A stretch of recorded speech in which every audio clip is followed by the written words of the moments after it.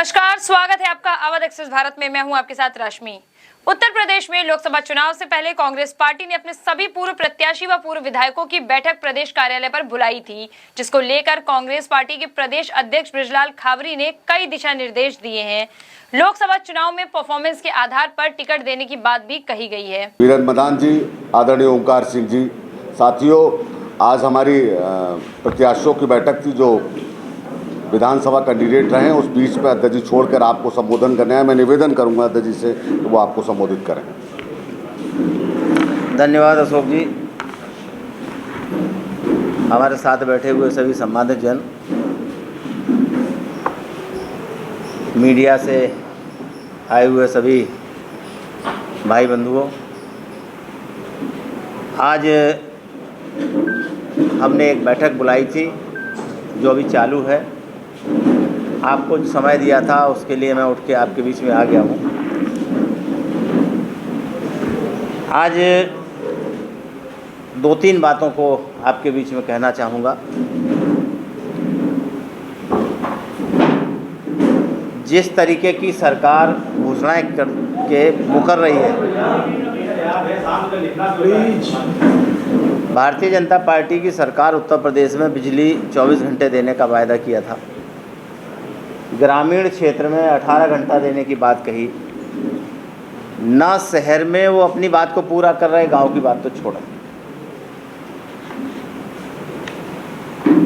गांव में बिजली के पोल तो दिखाई दे रहे हैं, लेकिन उसमें बिजली प्रवाहित होने वाले तार दिखाई नहीं दे रहे।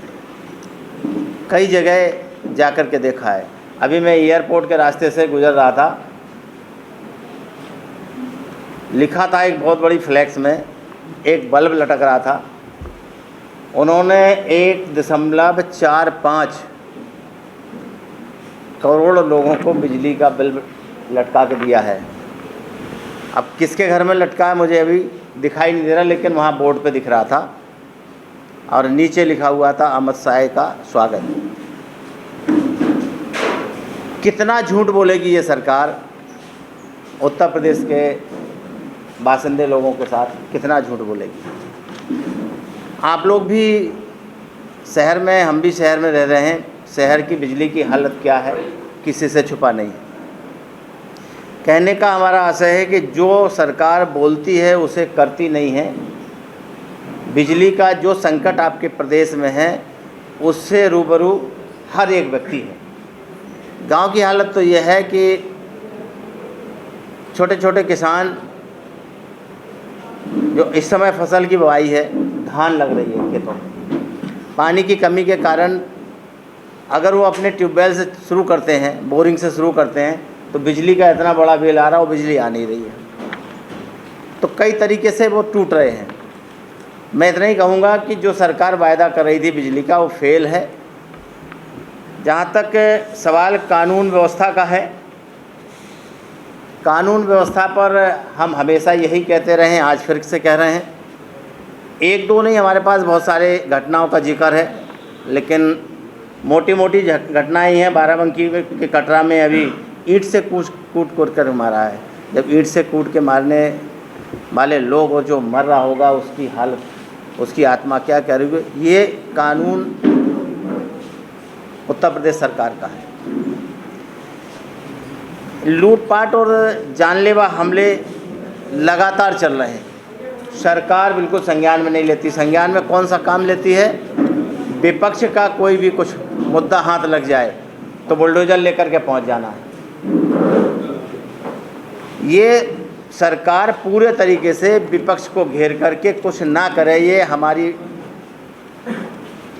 सरकार की जो भी गलत नीतियां हैं उनका विरोध ना करे, इतना दबाव बना रहे हैं, इतना डरा के रख रहे हैं। लेकिन ये कांग्रेस पार्टी है। कांग्रेस के नेता आदरणीय राहुल गांधी जी ने बहुत पहले से ही कह दिया डरो मत। और कांग्रेस पार्टी का कोई भी पदाधिकारी वर्कर किसी काम को अपने हाथ में लेता है तो बिना डरे कर रहा है।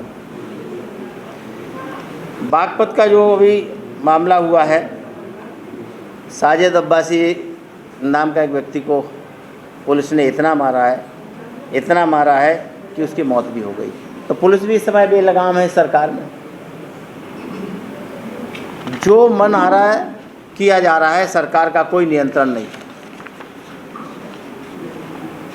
अभी हमारे माननीय प्रधानमंत्री जी शहडोल में भाषण दे रहे थे, वर्षों का मामला है, और वो उनका कहना है कि मध्य प्रदेश में हमने 50,000 रुपये से अधिक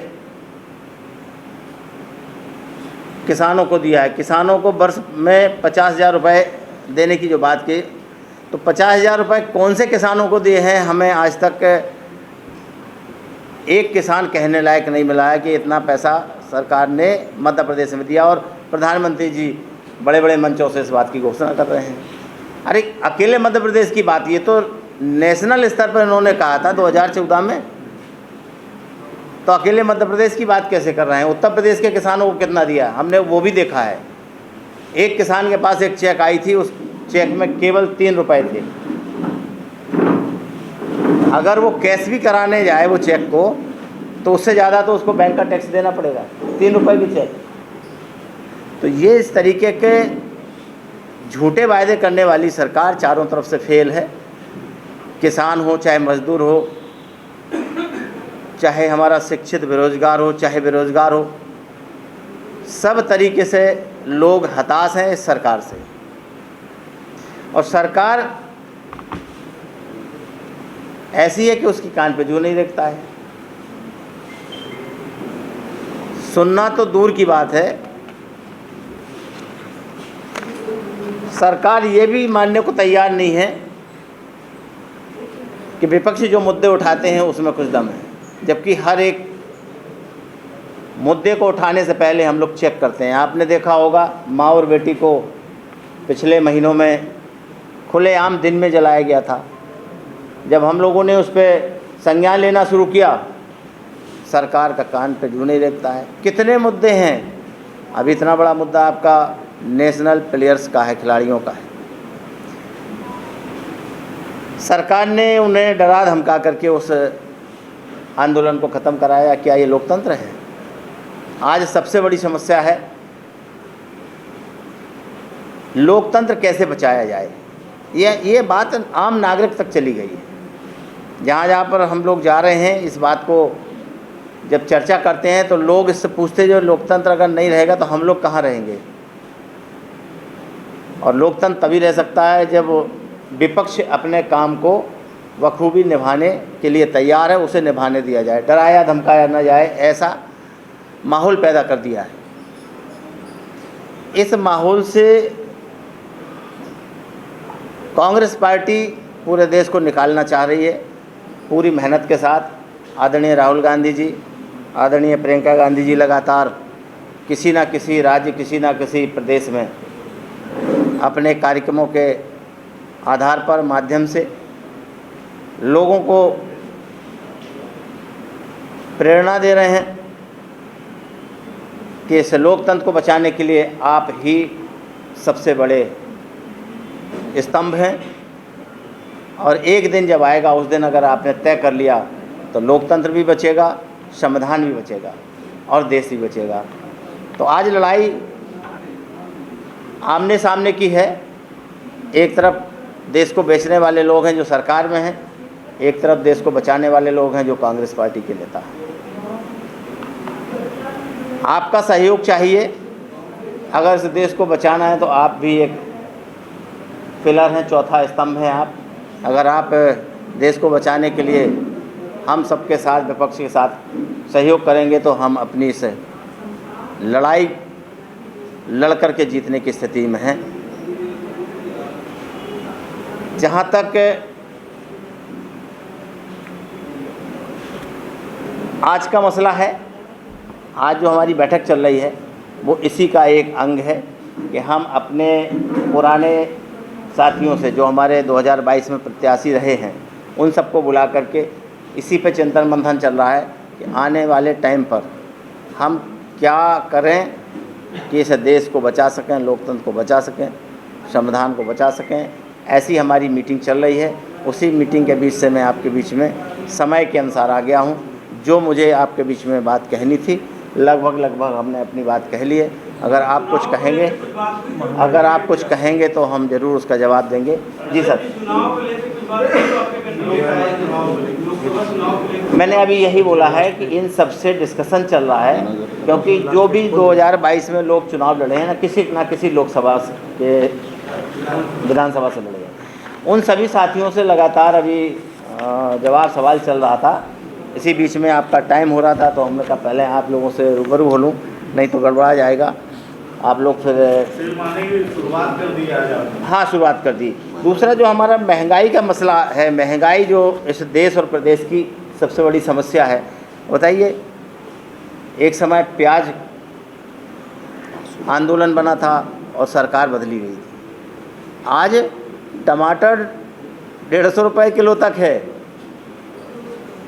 120 तो आम बाज़ार में चल रहा है, लेकिन कुछ थोड़ा अच्छा लेना चाहेंगे तो 150 पर पहुँच जाएगा। आज दाल जो है 60 रुपये से सीधे सीधे 120 रुपये हो गई। ऐसी तमाम चीज़ें जो रोज़मर्रा की हैं, जो हम और आपको सुबह से शाम तक उपयोग करनी होती हैं, उनके रेट जो है आसमान छू रहे हैं, लेकिन इस सरकार के कान पे जू नहीं देख रहा है। आखिरकार ये सरकार चाह क्या रही है? पब्लिक को किस दिशा में ले जा रही है? पब्लिक कैसे ज़िंदा रहे, या सारी की सारी व्यवस्थाएं फेल हो जाएंगी तो पब्लिक अपने आप क्या निर्णय लेगी, ये अलग विषय हैं। लेकिन जिस तरीके का खाद्यान्न एक महंगाई की चरम सीमा पार कर रहा है, इस पर सरकार को संज्ञान लेना चाहिए। अगर नहीं लेगी तो इसका बड़े दुष्परिणाम आएंगे और देश कहीं उस दशा में न चला जाए जहां और देश जा चुके हैं। एक बड़ी विडंबना है, एक तरफ हमारे देश का एक हिस्सा जल रहा है और हमारे देश के प्रधानमंत्री एक तरफ विदेश यात्रा पे हैं। उनकी ये आवश्यकता नहीं है कि जहाँ जिस प्रदेश में आग लगी है उसको बुझाने का काम किया जाए। अगर विपक्ष जाता है, हमारे नेता आदरणीय राहुल गांधी जी जाते हैं, तो अनर्गल टिप्पणियाँ की जाती हैं। ये लोकतंत्र नहीं हो सकता है। ये लोकतंत्र की एकदम से हत्या हुई है।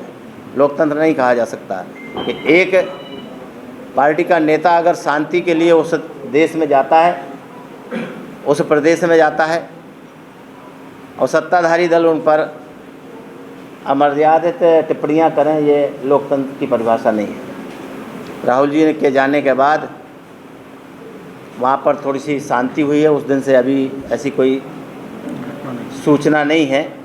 लेकिन ये सरकार अपनी जिम्मेवारी से क्यों भाग रही है? जबकि सरकार के मंत्री, प्रधानमंत्री उस जगह जाते जहाँ पर आग लगी है। मुख्यमंत्री डिमांड आई है फ्रांस से। अब फ्रांस वाले मुख्यमंत्री जी को बुलाना चाह रहे होंगे, कौन से मुख्यमंत्री को बुलाना चाह रहे होंगे ये पता नहीं है, लेकिन फ्रांस वाले मित्र उनको बुला रहे हैं, तो उधर जाना चाहिए जहाँ आग लगी है, उसको जलने दें। ऐसा ये एक दुर्भाग्यपूर्ण प्रश्न है। देश की सरकार को इस पर कुछ ना कुछ निर्णय लेना चाहिए, जिससे वहाँ का आवाम सुरक्षित रह सके। क्या आपको लगता है कि आज की स्थिति में कांग्रेस बीजेपी से लड़ने के लिए अकेले सक्षम है? कल भी थी, आज भी है और कल भी रहेगी। ये कांग्रेस पार्टी बाद में, पहले ये कांग्रेस आंदोलन है, और ये आंदोलन आज इस देश को बचाने के लिए खड़ा है। कांग्रेस के नेता राहुल गांधी जी उस जगह पहुंच जाते हैं जहां पर सरकार या सरकार के मंत्री जाने में अपने आप को असहज समझते हैं। राहुल जी वहां पहुंच जाते हैं। संस्था खत्म की काफी समय हो गया और अभी केस का क्या है उसका कुछ पता नहीं चला। क्या वो चुनाव लड़ पाएंगे, उसकी संभावना बची हुई है? राहुल जी को चुनाव लड़ना ना लड़ना खैर उनका विषय है, लेकिन मैं जो जान पाया हूँ, राहुल जी को लोकसभा और विधानसभा और राज्यसभा बहुत महत्वपूर्ण नहीं है। उनके लिए अगर कोई चीज़ महत्वपूर्ण है तो इस देश की सुरक्षा, इस देश के लोकतंत्र को बचाना, इस देश में संविधान की सरकार चले, ये उनका मुद्दा है। एमएलए एमपी उनका मुद्दा नहीं है, प्रधानमंत्री बनना उनका मुद्दा नहीं है। अगर अभी आपकी कितनी सीटों में तैयारी है यूपी में? हमारी आज की तारीख में जो हम बैठक में बुलाए हैं, 80 की 80 सीटों पर तैयारी है। पर क्या बैठक में गठबंधन को लेकर कुछ चर्चा है, प्रत्याशियों में कुछ फीडबैक दिया जा रहा है? ये जो विषय है ये पूरे तरीके से राष्ट्रीय नेतृत्व का है। जो फैसला वो लेंगे, उत्तर प्रदेश कांग्रेस कमेटी के अध्यक्ष होने के नाते उसका पालन करेंगे। मेरा एक जो व्यक्तिगत वो है, जो यहाँ पर हमारे जितने संगठन के लोग हैं, पार्टी के लोग हैं, फ्रंटल ऑर्गेनाइजेशन हैं, विभाग हैं, सबको मिलाकर के जब हम देखते हैं तो ये लगता है कि हमें गठबंधन नहीं करना चाहिए उत्तर प्रदेश में। अध्यक्ष जी, बीजेपी लगातार राहुल गांधी पे आरोप लगा रही है कि विदेश में जाके देश की बुराई कर रहे हैं, और उनके पास बचा क्या है? भाजपाइयों के पास इसके अलावा कुछ बचा हो तो मुझे बता दो। अगर राहुल गांधी जी जहां आग लगी वहां पहुंच जाते हैं तो बड़ा अन्याय कर रहे हैं। इनको नहीं जाना चाहिए, जलने चाहिए देश प्रदेश को। यही तो सोच है ना उनकी। तो राहुल जी जहां जाएंगे वहां अपनी बात कहेंगे, और जिन मुद्दों को वो उठाते हैं वो मुद्दे इस देश के लिए ज़रूरी हैं।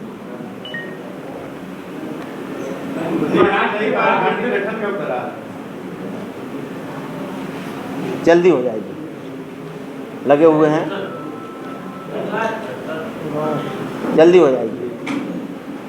मोदी राजनीति लगातार करेंगे, कांग्रेस पार्टी से उनकी बात सुनेंगे, क्या गठबंधन के आसार? आदरणीय राहुल गांधी जी ने बहुत पहले कहा था, जब 4000 किलोमीटर की यात्रा कर रहे थे, तब उन्होंने कहा था जितने भी देश के अंदर सेकुलर पार्टियां हैं, उनके मुख्य हैं, नेता हैं, वो सब हमारे साथ चलें, क्योंकि ये लड़ाई देश को बचाने की है, कांग्रेस की नहीं थी। हर जगह उन्होंने कहा 4000 किलोमीटर में चलने में जो जो साथी उनके साथ गए वो देश को बचाने की लड़ाई लड़ रहे थे। जो लोग नहीं गए हैं उनकी अलग वो व्यवस्थाएं हो सकती हैं, अलग परेशानियां हो सकती हैं, लेकिन राहुल जी ने जो न्यौता दिया है वो कल भी दिया था, आज भी दिया है। आने वाले चुनाव में जो भी छोटे बड़े दल हैं, अगर वो लोकतंत्र को बचाना चाहते हैं, संविधान चाहते हैं कि देश में संविधान का राज चले, तो उन सबको कांग्रेस के साथ आकर के चुनाव लड़ना चाहिए, और यही आज देश की ज़रूरत है। धन्यवाद, बहुत बहुत धन्यवाद। धन्यवाद।